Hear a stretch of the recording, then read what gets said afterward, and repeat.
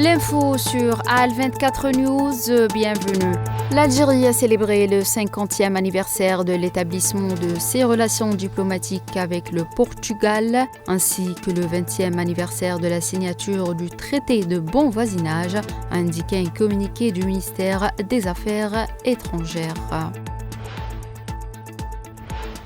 Le journaliste français connu pour ses positions anticolonialistes Jean-Michel Apathy, sanctionné par RTL pour avoir dénoncé les crimes coloniaux en Algérie, a annoncé quitter cette chaîne de radio, affirmant ne pas accepter d'être puni car il n'a commis aucune erreur.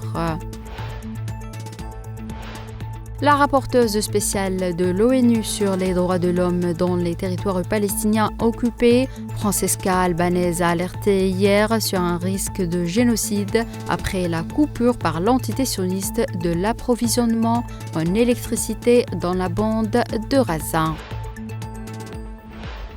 Marc Carney, ancien gouverneur de la Banque centrale, a été élu à la tête du Parti libéral et devient le nouveau Premier ministre du Canada. Après son élection, il a déclaré que le Canada ne ferait jamais partie des États-Unis. Carney a obtenu 86% des voix, l'emportant ainsi dès le premier tour sur l'ancienne ministre des Finances, Chrystia Freeland. Lors d'une conférence de presse à Bruxelles hier, la présidente de la Commission européenne, Ursula von der Leyen, a déclaré que l'Europe devrait assumer la responsabilité de sa propre défense et continuer à répondre aux besoins militaires de l'Ukraine jusqu'à ce que la paix soit signée. Le ministère des Affaires étrangères de la Russie a expulsé 2 employés de l'ambassade britannique à Moscou. Ils doivent quitter le pays sous 15 jours. Les 2 personnes sont accusées d'avoir mené des activités de renseignement.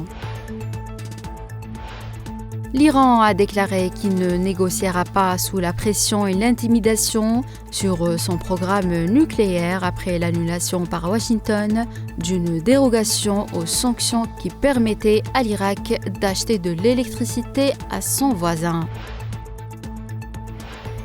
Et enfin, la Corée du Nord a condamné ce lundi les exercices militaires conjoints entre les États-Unis et la Corée du Sud, Freedom Shield, y voyant une provocation, et a mis en garde contre le risque de déclencher une guerre par un seul tir accidentel. Par ailleurs, l'armée sud-coréenne a annoncé que la Corée du Nord a tiré plusieurs missiles balistiques non identifiés en direction de la mer Jaune. C'est la fin de cette édition. Merci de l'avoir suivi.